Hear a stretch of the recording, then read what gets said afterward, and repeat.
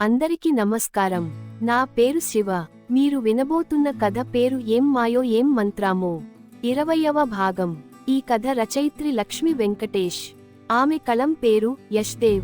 అందరికీ దూరంగా ఉన్న చెల్లి మనసులో మెదిలే జ్ఞాపకాలు తెలుసు సావంత్కి. అయినా ఇప్పుడు చెల్లికి కాబోయే భర్త ఆమెకి తోడు అవ్వాలని వాళ్లకి దూరంగానే ఉన్నాడు సావంత్. జ్యూస్ సిప్ చేస్తూ సముద్రాన్నే రెప్ప కొట్టకుండా చూస్తున్న సమన్యని గమనించి, తను గుర్తువస్తుందా అడిగాడు సమర్. మర్చిపోతే కదా గుర్తురావటానికి. మీకు వినడానికి ఎలా ఉందో నాకు తెలియదు కానీ చెప్తున్నా. నేనేంటో తెలియని టైంలో వచ్చి నాకు తోడుండి నేను అంటే ఇది అని చెప్పిన తను మా కుటుంబ స్వార్థం కోసం దూరం అయింది. ఆ భారం ఎంత భారంగా ఉంటుందో మీరు ఊహించలేరు. నేను తన విషయంగా థాంక్ఫుల్ గా ఉండటం తనకి నచ్చదు. అందుకే రెగ్రెట్ ఫీల్ అయ్యేలా చేశారు నా ఫ్యామిలీ. మీకు తెలియదు ఆ పైన్ తన జ్ఞాపకాలు అల్లరి ఏదీ మర్చిపోలేనిది. నాకు సావంత్కి మా లైఫ్లో ఒక పార్ట్ అయిపోయింది. మీకు ఇదే చెప్తున్నా తను ఎప్పటికైనా మళ్ళీ మాలో కలుస్తుంది. అప్పుడు తనని మాకు దూరం చెయ్యాలి అని చూడకండి ప్లీజ్ అంటున్న సమన్యని. ఏయ్ పిచ్చి, ఏం మాట్లాడుతున్నావ్ నువ్వు? నీ ఫ్రెండ్గా తనకి నీ లైఫ్లో ఒక పార్ట్ ఎప్పుడు ఉంటుంది, అది డిస్టర్బ్ చెయ్యాలి అని నేనెందుకు అనుకుంటాను? నీ అర్థం లేని భయాలు పెట్టుకొని ఈ క్షణాన్ని ఎంజాయ్ చెయ్యడం మానేయకు అన్నాడు సమర్థ్ ఆమెని తేలికపరుస్తూ. ప్లీజ్, అర్థం లేని భయాలు అనొద్దు. ఇన్నాళ్ళు ఆ భయాలే నా నేస్తాలు. వాటిని విడవటం కష్టం అన్నది తన మనసులో భయాలు తెలిసేలా ఆమె. చిన్నగా ఆమె భుజం చుట్టూ చెయ్యేశాడు సమర్థ్. ఇట్స్ ఓకే అన్నట్టు అతని భుజం మీద వాలి కళ్ళు మూసుకొని ఆ క్షణం ఆస్వాదించింది సమన్య. ఆమెలోని అలజడి నెమ్మదిగా సమర్థ్ సమక్షంలో దూరం అవుతుంటే ఆమెకి ఆ క్షణం ఇంకా నచ్చేస్తుంది. తెలియని భరోసా అతని సమక్షంలో దొరకటం ఆమె అదృష్టంగా భావిస్తుంది సమన్య. ఈ కొద్ది కాలంలో అతను అంతగా ఏం మాయ చేశాడో తెలియలేదు కానీ ఆమె జీవితంలో ఆమెకి ధైర్యం ఇచ్చిన రెండో వ్యక్తి సమర్థ్. ఈ కొంత కాలంలోనే సమర్థ్ అంత ధైర్యాన్ని ఇచ్చేసి వెళ్లిపోతే దాదాపుగా ఇంకో 6 నెలలు ఇక్కడే ఇదే భయంలో తను ఉండాలి. ఆ ఆలోచన రాగానే ఇంకేవో ఆలోచిస్తూ తన మనసులో ఏవేవో లెక్కలు వేసుకుంటూ బిజీగా ఉంది సమన్య. అటు సమన్య ఆలోచనకి ఊపిరి పోసే విధంగా పూర్వి ఆలోచనలు సాగుతున్నాయి. పునీత్ ఇంట్రెస్ట్ ని బట్టి సంయుక్త పక్కన చేరి ఏవేవో అడుగుతూ ఉంటే సంజయ్ సావంత్ ఒక దగ్గర ఉంటారు. ఇక ఎవరితో అయినా ఈజీగా కలిసిపోయే సరయు ఒంటరిగా తన ఆలోచనల్లో తనున్న పూర్విని కదిలిస్తుంది. మీరు ఎందుకు అందరికీ దూరంగా ఉన్నారు అడిగింది సరయు. అలా ఏం లేదు, నాకు అందరూ సమానమే, అందరితో మాట్లాడతాను కాస్త ఇబ్బందిగా నవ్వుతూ చెప్పింది పూర్వి. ప్రేమిస్తున్నారా సావంత్ని? కాసేపు ఆమెనే చూస్తూ ఉన్నట్టుండి అడిగింది సరయు. ఏం మాట్లాడాలో అర్థం కాలేదు పూర్వికి. అసలు ఎంతవరకు వాళ్ళకి చెప్పాలో కూడా తెలియక సైలెంట్ అయింది. ఆమెని గమనించి, ప్రేమిస్తే ఎందరిలో అయినా చెప్పే ధైర్యం ఉండాలి కావాలనే అన్నది సరయు. అవును, ప్రేమిస్తున్నాను. ఇప్పుడు పుట్టిన ప్రేమ కాదు, ఎప్పటినుండో నాకు తెలియదు.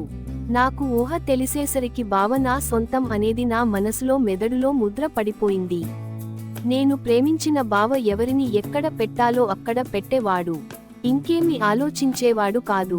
కానీ మనుషులు ఏంటి, వాళ్ల మనస్తత్వం ఏంటి అనేది తెలియచేసిన ఒక అమ్మాయిని ఇష్టపడటం మొదలు పెట్టాడు. ఆ ఇష్టం ప్రేమగా మారి నాకు దూరం అయితే అనే భయం నుండి నాకు నేనుగా ఒక ఆడపిల్లకి అస్తిత్వం దూరం చేసినదాన్ని నేను. నాకిప్పుడు బావ ప్రేమ కన్నా కూడా నా తప్పుని ఎలా దిద్దుకోవాలా అనే ఆలోచనే ఎక్కువ. ఏం చేసి ఆమెకి చెందాల్సినది ఆమెకి చేర్చేది? తన మనసులో బాధ మొదటిసారి సరయు ముందు బయట పెట్టింది పూర్వి. మనసుంటే మార్గం ఉంటుంది.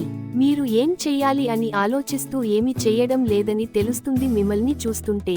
అలా కాకుండా ఏదోటి తప్పో ఒప్పో చేస్తే కదా తెలిసేది అది సరైన దారా లేదా సరైన దారి ఏది అనేది అన్న సరయు మాటకి ఎన్నో రకాల ఆలోచనలు అన్ని లింక్ దొరికినట్టు అనిపించి వాటి కోసం డీప్ గా ఆలోచిస్తూ ఈస్క్యూజ్ మీ అంటూ పక్కకి వెళ్లి వెంటనే ఫోన్ కాల్స్ చేసింది పూర్వి. ఆలోచనల్లో ఎక్కడ ఏదీ లింక్ చేయాలో తెలియక తికమక పడుతూ తనకి హెల్ప్ చేసేది సమన్య మాత్రమే అనుకుంటూ ఆమెని గురించి ఆలోచిస్తుంది పూర్వి. అక్కడే నైట్ అయ్యేసరికి అందరూ బీచ్ నుండి డైరెక్ట్ గా హోటల్ కి వెళ్లి డిన్నర్ చేసి అప్పుడు ఇంటికి వెళ్తారు. తెల్లారితే మళ్లీ సమర్ని చూడటం ఎప్పుడో అనుకుంటూ దిగులుగా అతన్ని తీసుకొని తన పర్సనల్ గార్డెన్ కి వెళ్ళింది సమన్య. సమన్య దిగులు తనకి అర్థం అవుతుంటే తను కూడా అదే బాధ మోస్తూ ఆమెని అనుసరించి తాము ఎవరికీ కనిపించము అనుకున్న తర్వాత ఆమెని గట్టిగా హత్తుకొని తన బహువుల్లో దాచేశాడు సమర్. అసలు ఏ నమ్మకం కలిగి ఒకరికొకరు తమని తమ జీవితాల్లోకి ఆహ్వానించారో వాళ్లకి గుర్తు లేదు, కానీ ఒకరికొకరికి ఎదుటి వాళ్ల సమక్షం ఎంతో హాయిని మనఃశాంతిని ఇస్తుంటే వాళ్లకి వాళ్లే తప్ప ఇంకెవరు వద్దు అనిపిస్తుంది. కళ్లల్లో చిరు చెమ్మ తెలియకుండానే వస్తుంటే నెమ్మదిగా కళ్ళు తెరిచి సమర్ వైపు చూసింది సమన్య. ఆమెనే చూస్తూ ఆమె బాధకి దిగులుగా ఆమెని చూసి చిన్నగా ఆమె నుదుటి మీద పెదవులు నిలిపాడు సమర్. అతని ముద్దులో ఎలాంటి కోరిక లేదు. ఇంక తన బెంగ బాధ తీరేలా ఊరటనిచ్చేలా ఉన్న ఆ ముద్దుకి తనని తాను కట్టడి చేసుకోవటం కష్టం అయింది సమన్యకి. అందుకే అతని పెదవుల మీద తను పెదవులు నిలిపి చిరు ముద్దు ఇచ్చింది. దాన్ని అతను కానీ ఆమె కానీ ముందుకు తీసుకువెళ్ళాలి అనుకోలేదు. వాళ్ల పెదవుల చిరు స్పర్శ కూడా వాళ్లల్లో తెలియని ఫీల్ని తెచ్చింది. సమన్య మీద అతని పట్టు బిగించి పట్టుకొని ఆమెని తనలోకి పొదువుకున్నాడు సమర్. ఆ చిరు ముద్దు తర్వాత అతని గుండెల మీద ముద్దు పెట్టుకుంది సమన్య. తెలియని తృప్తితో సమర్ కళ్ళు మూసుకుంటే, మీకు దూరంగా ఉండాలనే ఊహ కూడా నాకు నచ్చటం లేదు సమర్ గారు. ఎప్పుడు మీరు నా ప్రాణంగా మారారో తెలియదు, కానీ మీ దూరం అంటే నా ప్రాణం నా నుండి పోతున్నట్టుగా ఉంది అంటున్న సమన్య నోటికి చేతిని అడ్డుపెట్టి, తప్పు సామి, మన బంధం ఏంటో తెలియదు మనకి, కానీ ఒకరి మీద ఒకరికి పుట్టిన ఈ ప్రేమ ఉంది చూసావు, ఇదే సాక్ష్యం మన బంధానికి. ఇంకొన్నాళ్లు పెళ్లి చేసుకొని శాశ్వతంగా నాతో తెచ్చుకుంటాను నిన్ను. మనం దూరం అవుతున్నాము అనుకోకుండా మనం ఒకరితో ఒకరం టచ్లో ఉంటూ ఒకరినొకరం తెలుసుకుందాం. ప్లీజ్ ఫీల్ అవ్వకు. అలాగే ఈ ఇంట్లో నీ ఇష్టం గురించి చెప్పడం నేర్చుకో అంటూ జాగ్రత్తలు చెప్తుంటే, వాళ్లకి ఎప్పుడో పెళ్లి అయిపోయి పరాయి వాళ్ల ఇంట్లో వదులుతున్న ఫీలింగ్ కలుగుతుంది ఇద్దరికీ. తమ ఊహకి నవ్వుకొని వాళ్లు కాస్త కుదుటపడ్డాక ఆ వెన్నెల రాత్రిని ఆస్వాదిస్తూ చిన్నగా అడుగులు కదిపారు ఇంట్లోకి వెళ్లడానికి. గుమ్మం దగ్గరకి వెళ్ళాక మళ్లీ ఆమెని దగ్గరకి తీసుకొని ఆమె నుదుటి మీద ముద్దు పెట్టుకొని అప్పుడు తమ గదులకి వెళ్లారు. ఎవరు చూసినా చూడకపోయినా పూర్వి, సావంత్లు వీళ్ల ఇద్దరినీ చూసేశారు. సమన్య సమర్తో అంత సంతోషంగా కలిసిపోవటం ఇద్దరికీ చెప్పలేని సంతోషాన్ని ఇస్తే, పూర్వి లేట్ చేయకుండా రేపే సమన్యతో మాట్లాడాలి అనుకుంటూ ఉంటే, సావంత్ సమన్య లైఫ్ సెటిల్ కాబట్టి ఇక తన నేస్తం కోసం అన్వేషణ చేయడానికి వర్క్ మొదలు పెట్టాడు. సమర్ ఇచ్చిన ముద్దుకి మనసు ప్రశాంతంగా ఉండటంతో ఆ రోజు ఎలాంటి భయం లేకుండా పడుకుంది సమన్య. తన రూమ్కి వెళ్లిన సమర్కి సమన్య స్పర్శ ఇంకా తనని వీడనట్టు అనిపించి, చెడగొట్టేస్తున్నావే పిల్లా, ఎప్పుడు నాతో వచ్చేస్తావో ఏమో కానీ బాగా కలిసిపోయావు నాలో అనుకోని ఎలాగో పడుకున్నాడు.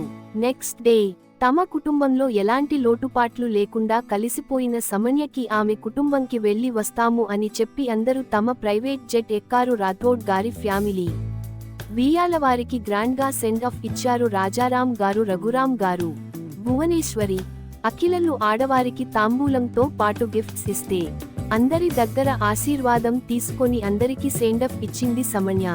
ఆమెని విడిచి వెళ్లడం అంటే ఒక యుద్ధంలానే అనిపిస్తుంటే ఆమెని అందరిలోనే దగ్గరకి తీసుకొని ఆమె నుదుటి మీద ముద్దు పెట్టి గట్టిగా హత్తుకొని ఆమె కళ్లల్లోకి చూస్తూ ఫ్లైట్ ఎక్కాడు సమర్. సావంత్ ఎంతో మర్యాదగా అందరికి బై చెప్పి లాస్ట్లో సమర్ని హాగ్ చేసుకొని బై చెప్తూ చెల్లి బాధ అర్థం చేసుకొని ఆమె బాధ తీరడానికి ఏం చెయ్యాలా అని ఆలోచిస్తూ ఉండగానే అందరికి బై చెప్పిన హైదరాబాద్ ఫ్లైట్ ముంబైలో టేకఫ్ అయింది.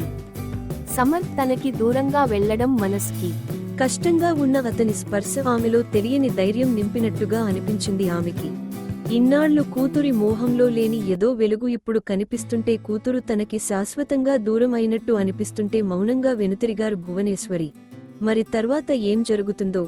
మీకు ఈ కథ నచ్చినట్టు అయితే నా ఛానల్ని సబ్స్క్రైబ్ చేసుకుని నోటిఫికేషన్ ఆన్లో పెట్టుకోండి. ఇట్లు మీ శివ.